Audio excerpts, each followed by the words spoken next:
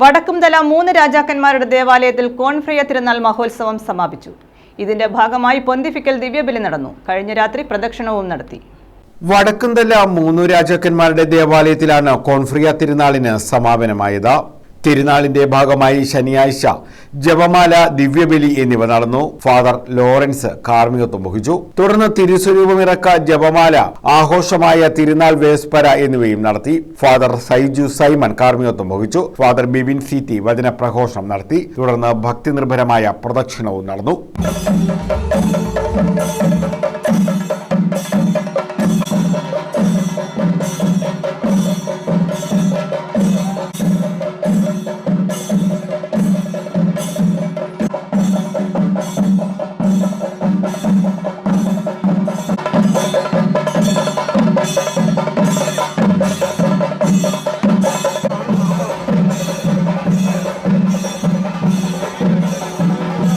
സമാപന ദിവസം രാവിലെ ആഘോഷമായ തിരുനാൾ പൊന്തിഫിക്കൽ ദിവ്യ ബലി നടത്തി. മോൺസിഞ്ഞർ റോയി ബി സിംസൺ മുഖ്യ കാർമ്മികത്വം വഹിച്ചു. ഫാദർ ക്രിസ്റ്റഫർ ഹെൻറി വചന പ്രഘോഷണം നടത്തി. തുടർന്ന് ദിവ്യകാരുണ്യ പ്രദക്ഷിണം, ദേവാലയത്തിന് ചുറ്റും പ്രദക്ഷിണം, കൊടിയിറക്കം, പുതിയ പ്രസിദ്ധേന്തിയെ വാഴിക്കൽ എന്നിവയോടെയാണ് കോൺഫ്രിയ തിരുനാളിന് സമാപനമായത്.